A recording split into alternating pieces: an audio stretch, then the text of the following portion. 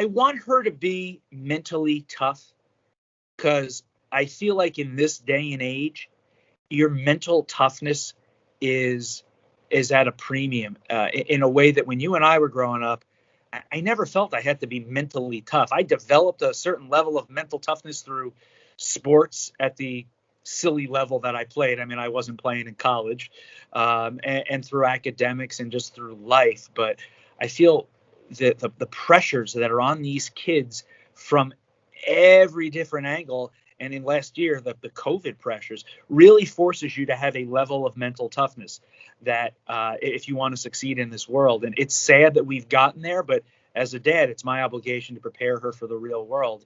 And so that's my number one goal. My number two goal is to really make sure that she grows up as much like her mother as possible. What's doing, everybody? Welcome to First Class Fatherhood. I'm Alec Lace, and before I hit you with today's interview, make sure you subscribe to my YouTube channel and hit the link in the description so you can listen to all of the interviews I've done with so many tremendous dads, including Dana White, Deion Sanders, Tony Hawk, and so many others. Now let's get going with today's interview.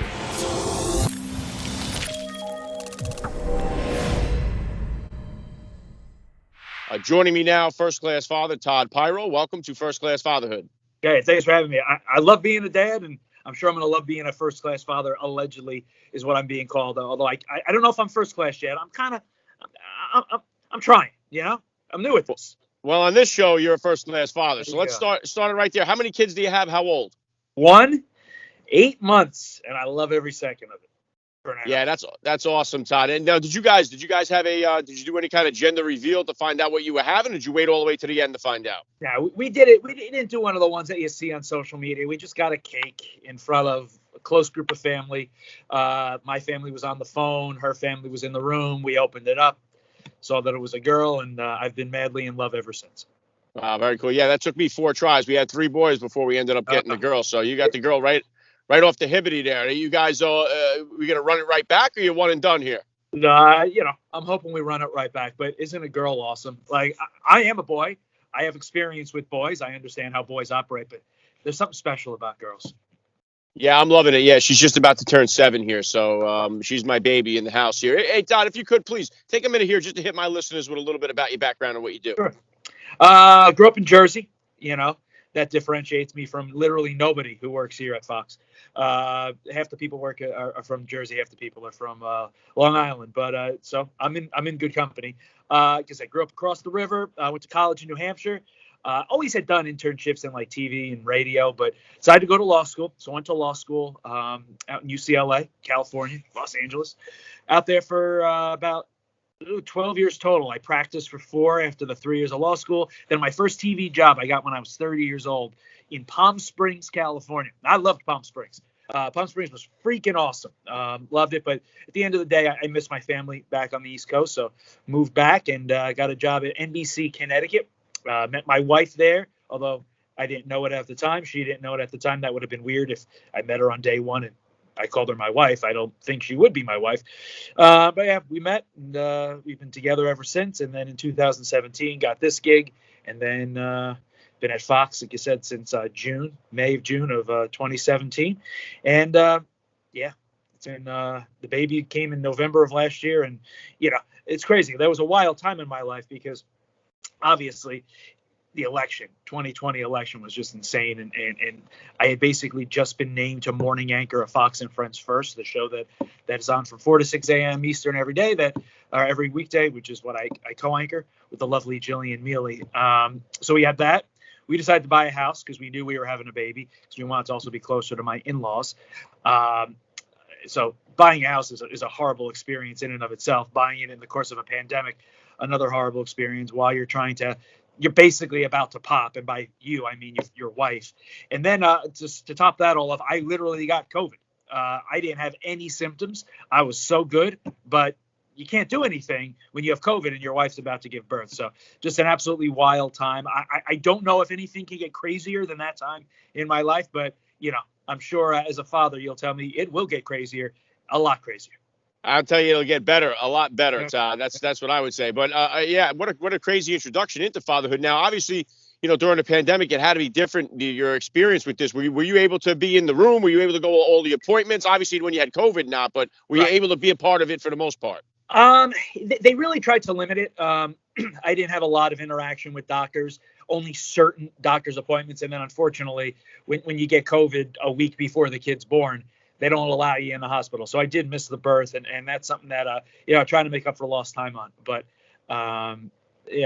that was the toughest part of COVID was the mental, because I missed the birth, and that'll be with me the rest of my life. So what I decided to do is I have a tradition now that I started with the baby, that we have the first day that I was able to hold her, which was significantly after the birth. And so that's going to be our day. And I have a little thing that I do with her, and I'm going to continue doing this until she tells me, Dad, stop it. I'm too old for this now, which I'm hoping is never. And I'm hoping we can do this up until the first dance at her wedding many, many years from now.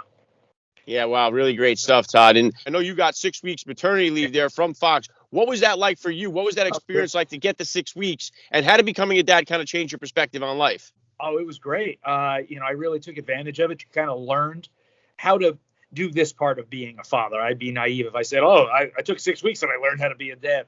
You know as well as I do. You learn stuff every day. And I think my dad is still learning, even though I'm 43 years old, how to be a dad. This is things you just learn along the way. But it was awesome. I mean, that time is invaluable. And all my bosses here were so supportive. They basically, I don't want to say made me take it, but when I was on the fence, I'm like, should I take the whole set? They're like, yes, take it. You'll never get this opportunity again to bond with this child. And it was an unbelievable bonding experience. It was beautiful. And, I made mistakes. As a man, I have trouble listening. I don't listen very well. So I'm sure my wife told me a bunch of things to do and I ignored half of them. But, the kid made it out. We bonded. And, I think that bonding really has carried through to now because, I know fathers and daughters have a special bond, but we definitely have a special bond. And I'm pretty sure last night, in fact, I was able to force her to say dada, which means I win. Which means I got dada in there before mama, but don't tell my wife. I don't want to get in trouble with her. Very cool. Yeah. Now, how about as far as your schedule works? Now, you do the 4 to 6 in the mornings. How is that kind of blended in with having the newborn in the house and all that? Have you been able to work out a good schedule, or do you stay up earlier? How does that kind of work out with the shift that you got? 2 words or 1 word with a hyphen. In-laws. They've been amazing. They have just shouldered the load because my wife also works nights. She's a news anchor there in Connecticut, but her shift is the night shift. She has the evening shift doing the nightcasts there, the newscasts there at night. So I do the morning. She does. You can't leave the kid by herself. DIFAS, Department of Children and Families, frowns upon that. So my in-laws have just been amazing. I hang out with her, and then when I have to go to bed, I drop her off at the end of my in-laws' work day. They take her, and they are helping us out. But let's face it, grandparents love to see the little ones, and she's a pretty good one. So dropping her off there, she just smiles until she goes to bed. And, kids give a little pushback at bedtime. But once you get past that, it's fun for them. And we're in a good stretch now where she's really sleeping through the night. I would say 5 to 6 days a week. She's sleeping through the night entirely. So it's a lot of smiles and giggles right now. And so, not asking my in-laws to shoulder too much of a burden right now. But you know as well as I that can change literally tonight. And she could be a lunatic and a monster. But again, without the in-laws, we literally could not do this. Yeah, it's great to have that support system. I'm sure they consider it shouldering a blessing, so it really works out. Now, what would you consider, Todd, here to be the top values that you hope to instill in your daughter growing up? I want her to be mentally tough because I feel like in this day and age, your mental toughness is at a premium in a way that when you and I were growing up, I never felt I had to be mentally tough. I developed a certain level of mental toughness through sports at the silly level that I played. I mean, I wasn't playing in college, and through academics and just through life. But I feel that the pressures that are on these kids from every different angle, and in last year, the COVID pressures really forces you to have a level of mental toughness that if you want to succeed in this world. And it's sad that we've gotten there, but as a dad, it's my obligation to prepare her for the real world. And so that's my number 1 goal. My number 2 goal is to really make sure that she grows up as much like her mother as possible, because I was out with a buddy of mine who knows both my wife and I yesterday, and he had some really, he described my wife in a way that really jumped out at me. And He says, your wife is one of those people that, she can hang with the guys, but nobody's going to take advantage of her. And I thought about that. And it's like I think my wife is gorgeous, obviously the most gorgeous woman I've ever met, and I like all the feminine attributes of her. But, come to think of it, even when I was in the dating mode and how guys can be, I never heard guys talking about her in a crass way. And I feel like that's because she exuded a certain level of self-respect. And I want to somehow make sure that the little baby, when she grows up to be a woman, has that. And I feel confident that my wife sort of has charted the path for that, because, if you're a strong woman in today's society, it really does help you. And my wife's a strong woman, and I'm looking forward to that. That might be just an observation on my part. I don't know if I'm going to be able to be the coach on that. My wife might need to take the lead on that, but I'll certainly be encouraging along the way. And if there was a third, I think we all want to have our kids not make the mistakes that we made. I don't want her to. My parents didn't put pressure on me. I put a lot of pressure on myself to I don't want to say impress my parents, but to be a good doobie. And they tried to sort of say, just be happy, just live your life. And I didn't listen. So I'm going to try my best to convince them, convince the little one to really focus on being happy.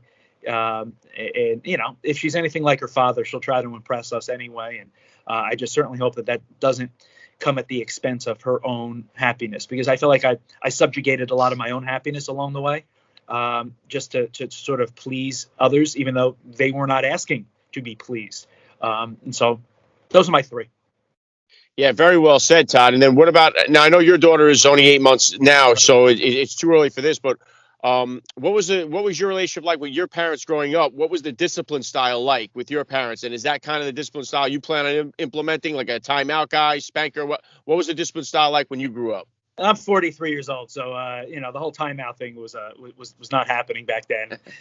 I'm from Jersey. There's a lot of hitting in Jersey, but my dad didn't like to do the hitting. I think my dad used to cry when he used to have to hit us. He was like going, I'm not saying my dad's a wuss, but my dad can lose his temper just like any good Italian male. But my dad did not like getting the belt. My mom was a wooden spoon person, because her mom before was a wooden spoon, and I feel like the wooden spoon is an important part of Italian culture. But I was a pretty good kid. My brother was a pretty good kid. The only time that we would get in trouble is when we were like bothering each other. Really, that's the only time the wooden spoon came out, or the threats of spanking came out. We were pretty good kids. The one other time I bit a girl when I was 3. And so my mom bit me back. That was the physicalness here. As to what we're going to do, I'd like to say we had this huge discussion about this.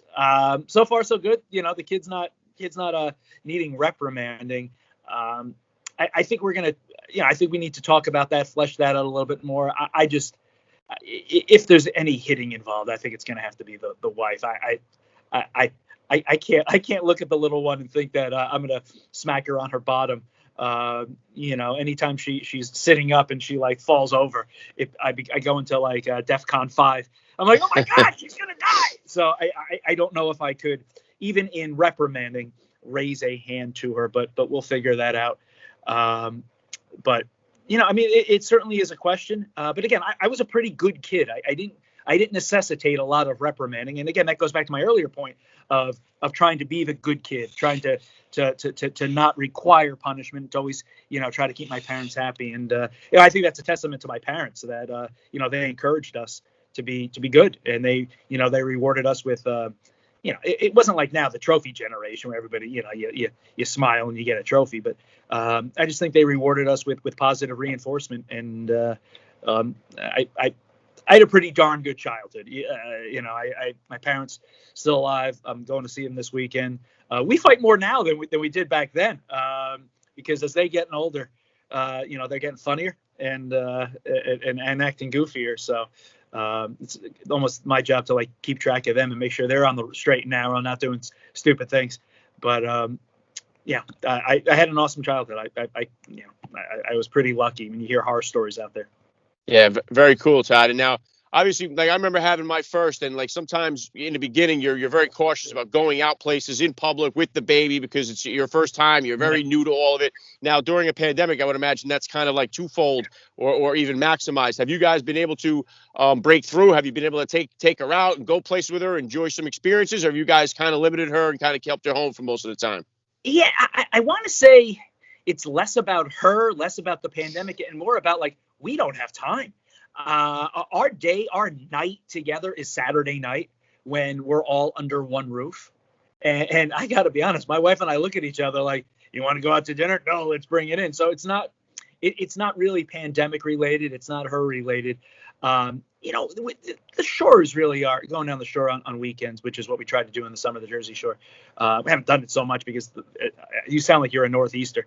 The weather here it's been horrific for the month of July. I'm hoping August improves, so hopefully going down a few more times. And I think we're going to expose her to a little bit more of that way. But, you're out in the open. It's open air. You don't want everybody and their mother just like picking up the baby and shaking it and being like kissing it like, the old Italian grandmothers used to do to us. It was gross then, and now it could have permanent impacts in this day and age with all the COVID shenanigans, although, there's arguments as to how much kids can be affected. But yeah, I mean, I'm curious to see what the fall brings. I feel like fall, I'm in Connecticut, and I feel like you're going to want to go to do your apple picking and then go sit at your neat little restaurant where you get your pumpkin infused ravioli and all that other junk, and you have your fall brew, your craft beer. And so we're going to see if we're going to do that, and she'll be a little bit older. And I think fall will be the tail of the tape. If my wife and I can wake up in the month of September, October, and November.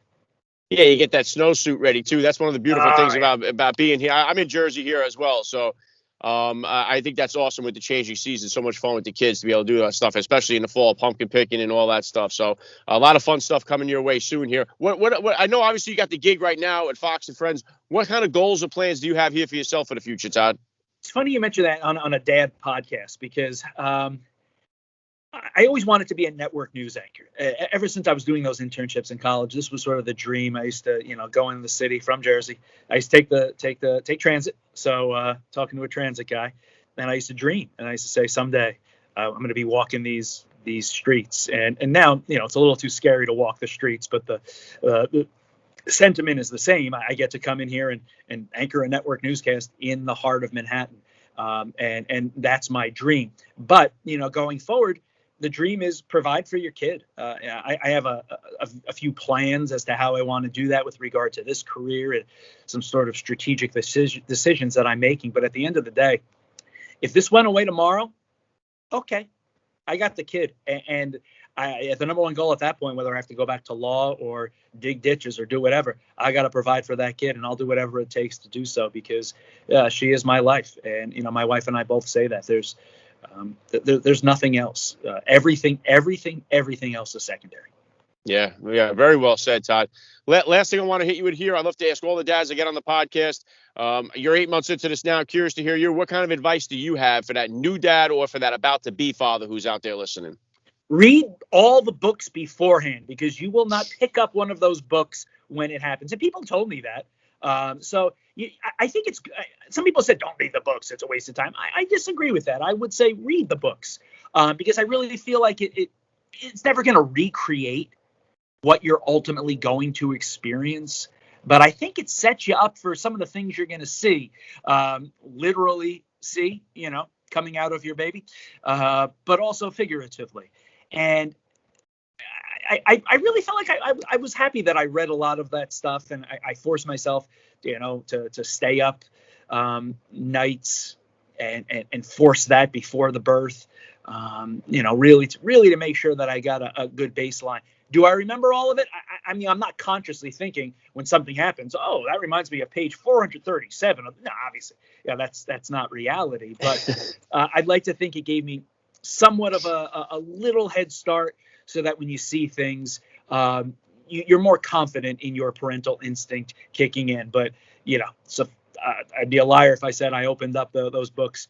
They're firmly on the bookshelf, ready to be referenced in time of an emergency. But I mean, let's be honest, if something's happening, it's just a lot easier to call the pediatrician. Yeah. Hey, listen, very well said. I love the message. This has been a lot of fun for me. I got to say, Todd Piro, you are a first class father all the way. And thank you so much for giving me a few minutes of your time here on First Class Fatherhood. Thank you for having me. It's been awesome.